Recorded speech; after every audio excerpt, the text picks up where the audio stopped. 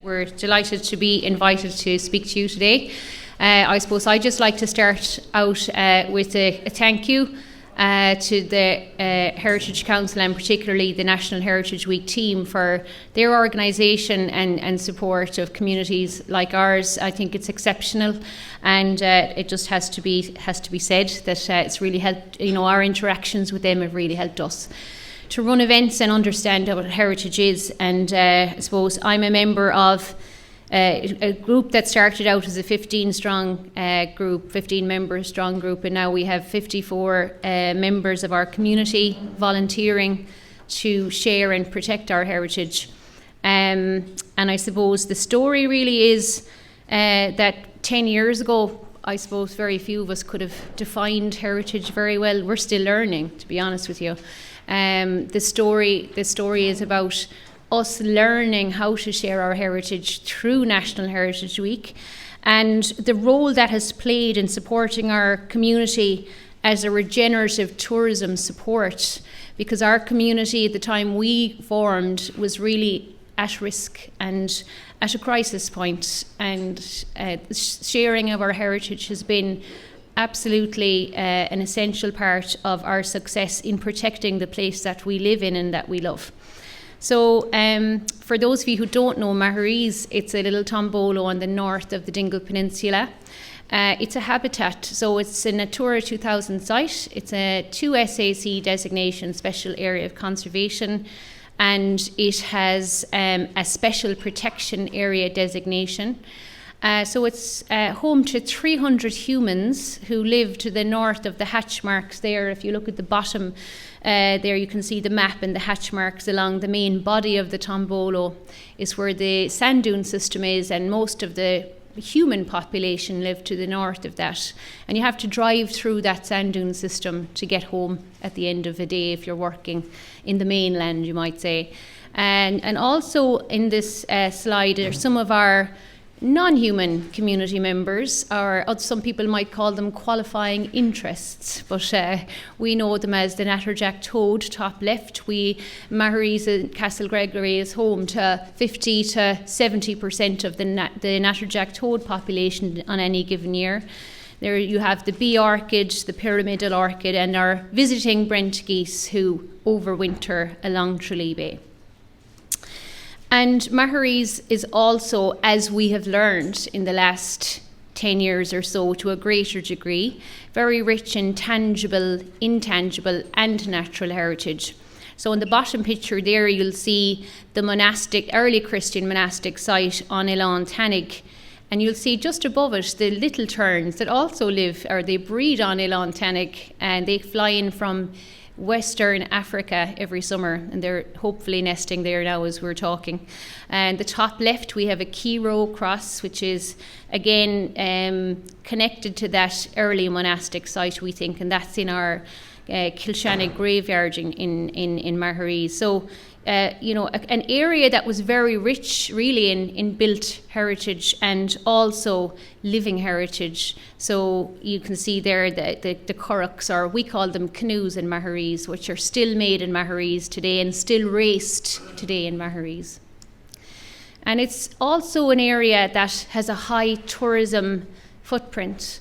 So when we started our group in 2016, we were faced with challenges that came about because we are on the Wild Atlantic Way. We have the longest beach in the west coast of Ireland. We're on all the best beach lists.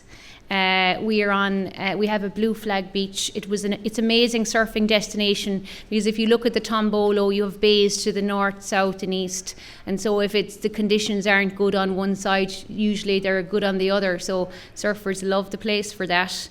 In 2016 we had a wild camping reputation, so it was on the maps online, and people knew you could come here and you could literally have a rave or a 50th birthday party on the sand dunes and nobody would really interfere with you. And so, I suppose we had challenges then because of that.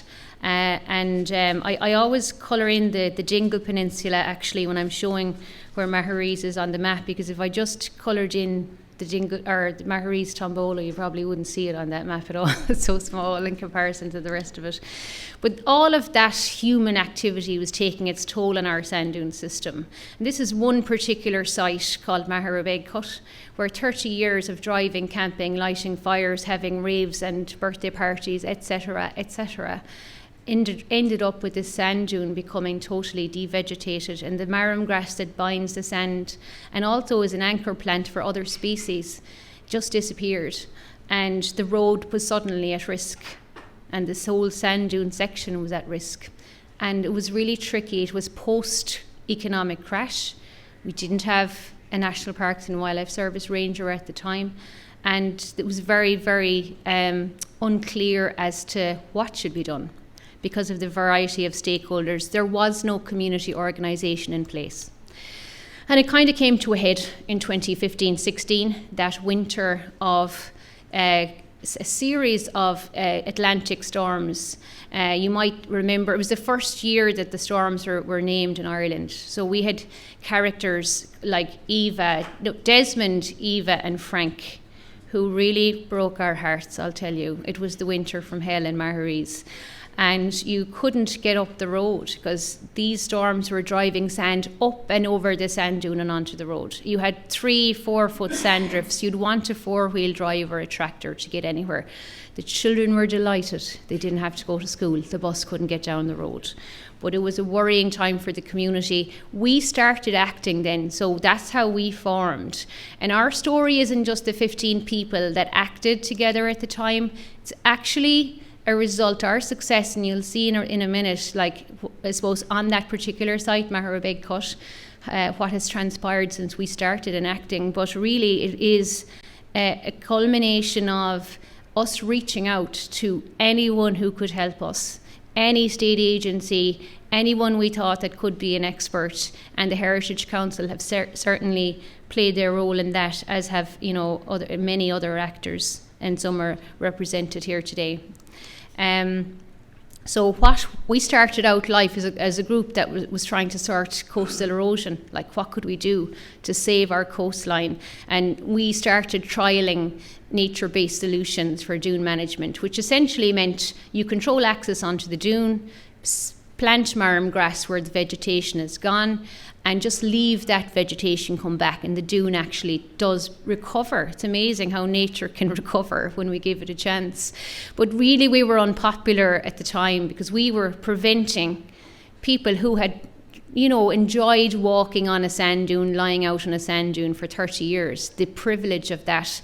And so we were called all kinds of choice words and names, and it was tricky. And I suppose I was really conscious that we didn't want the visitors to feel unwelcome in our place. We wanted them to realise how special but how fragile the place was. But actually our interactions with these partners was really helping us to understand more about our place, actually opening our eyes to the place. So our interactions with MTUs, wildlife biology lecturers and students, with the National Parks and Wildlife Service, with our biodiversity officer, with the Heritage Council, understanding actually what we had in terms of heritage, kind of sparked ideas on us that we would never have come to, I suppose, because we were focused on saving the dunes.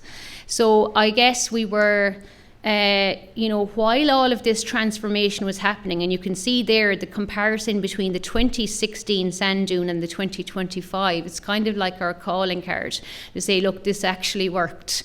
But as we were, moving to that good news story, we were also starting the work that we feel is just as important to the control of human activity on sand dunes now, and that is sharing our heritage as a regenerative tourism approach.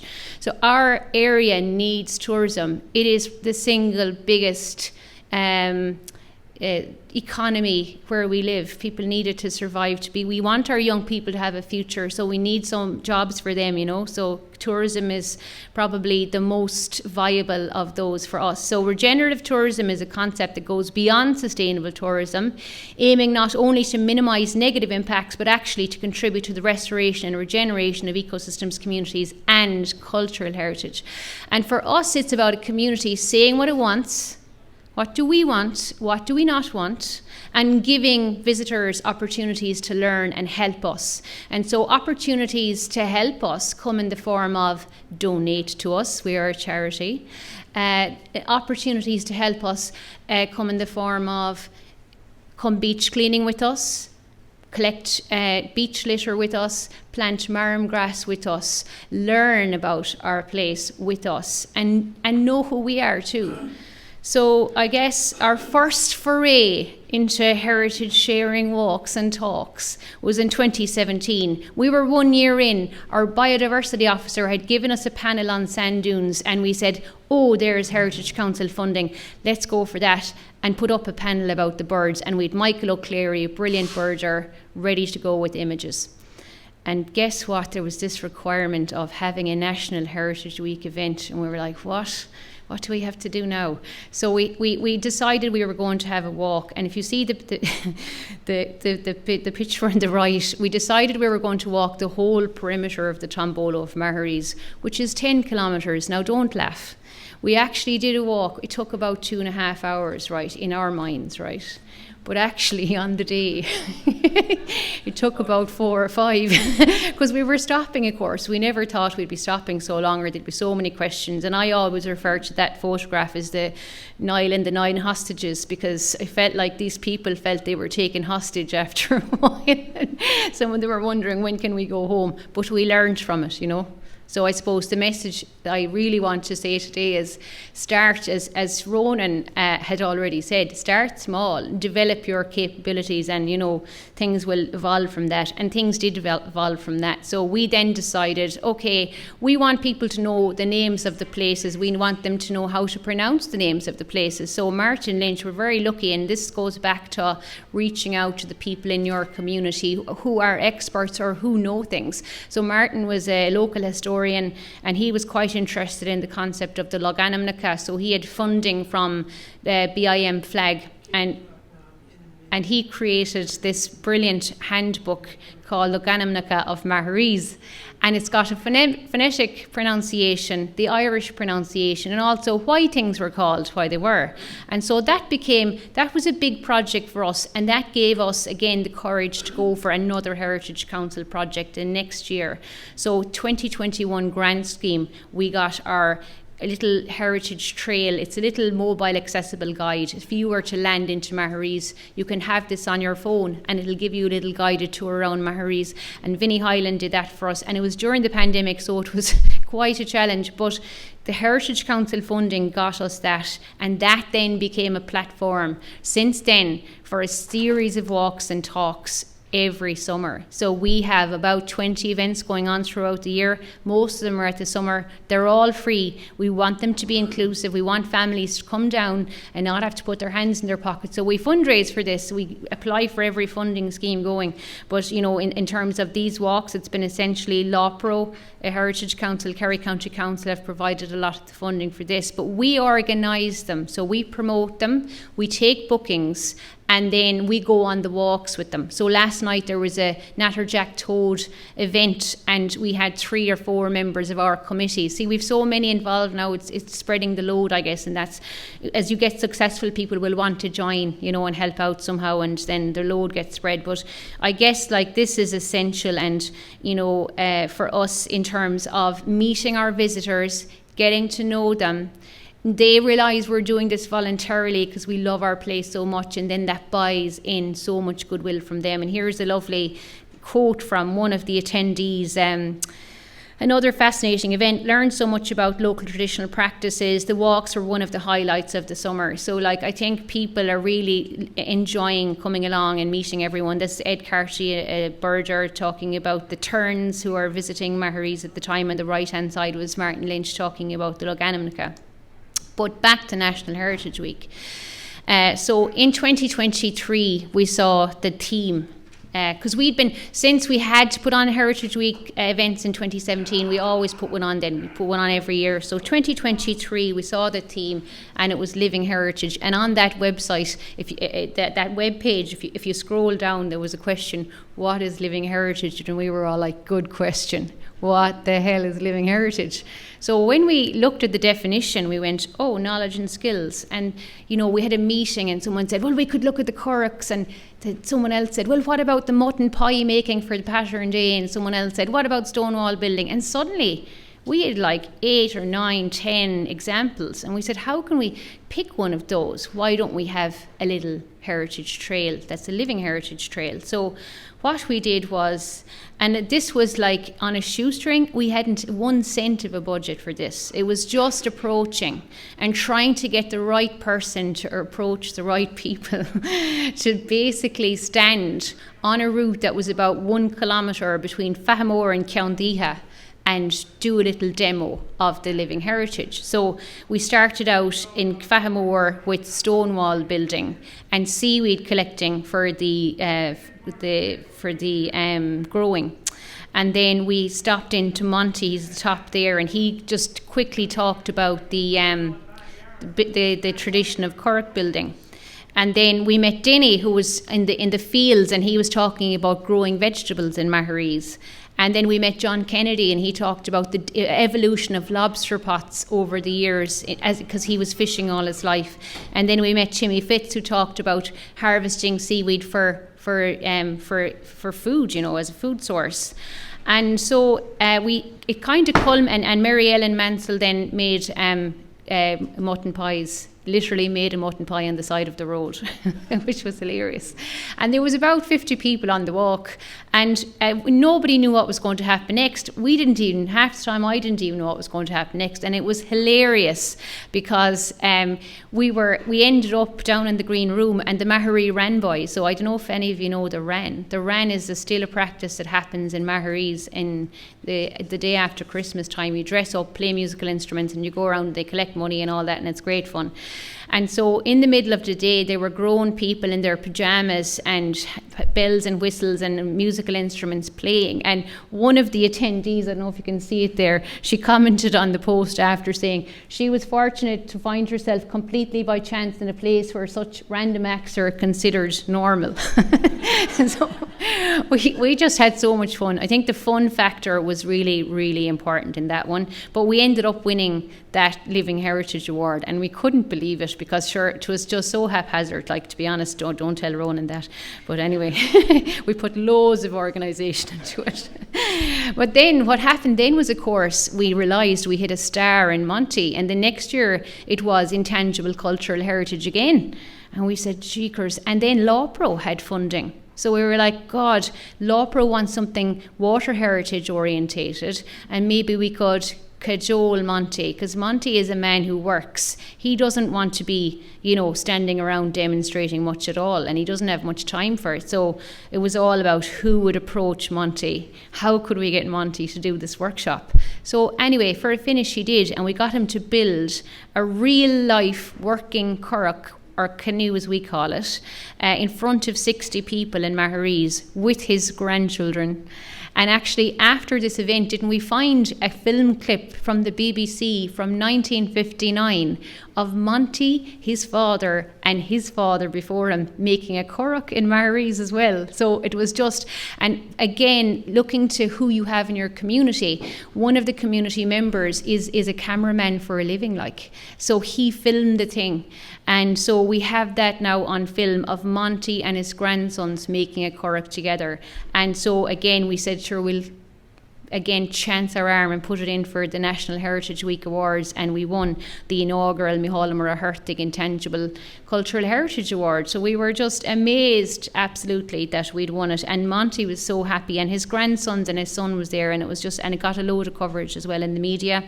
And you can see there on one post alone on Facebook, there was like 5,000 impressions or something like that. So it had really fantastic reach. And I suppose that now, in turn, I'm finishing up now, Ronan's looking at me because I'm going over time as usual.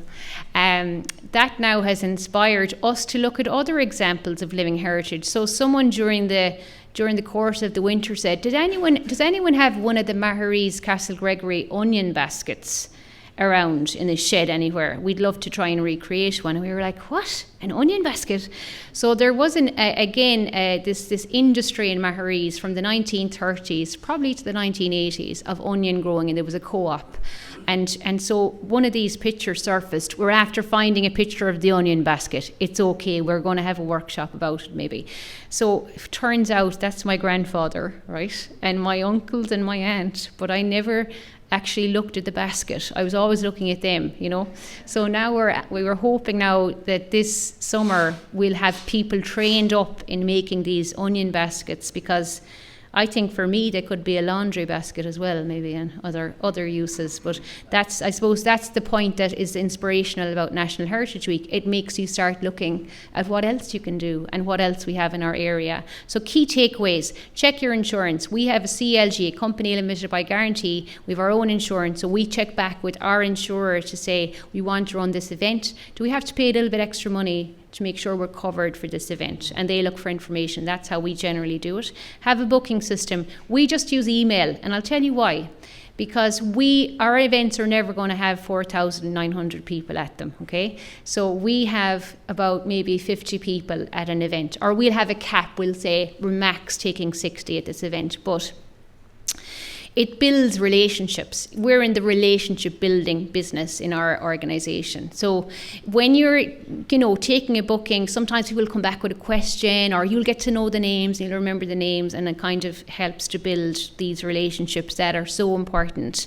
Have an idea early for National Heritage Week, because then you can keep an eye out for funding.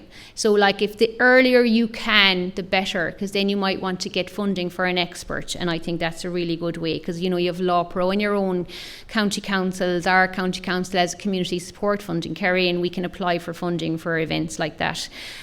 Building relationships with local historians, state agencies, the Heritage Council, your local biodiversity officer, as Ronan has said, the local press as important as well. So we are very careful, and I know there's a section on publicising your events. I won't go too much into this, but understanding the needs of the local press. So what are their deadlines? What's their style? Write an article in their style as a press release, because then it makes life easier for them.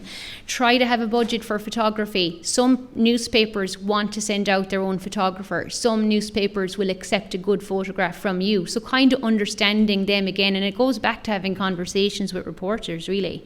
And have your press releases prepared with quotes from your, important people who are at the event, maybe the experts or whatever. Always thank the Heritage Council, National Heritage Week, and any other funders and promoters and contributors, and promote the event before and after. And I do know that on our social media, pictures of the people at the event get huge attention on social media. So I often see people say, this event is happening, but we never see the photographs after. So try and have someone dedicated to take photographs of the event, because it's lovely to see the enjoyment people are having on the event, and also even to look back after, in years ahead, to say, we did that and those people were at that, and make it fun, and try and have it as a social occasion if you can. So I'm sorry if I went over time. Thanks very much for listening to me, and I want to thank the Heritage Council for your support.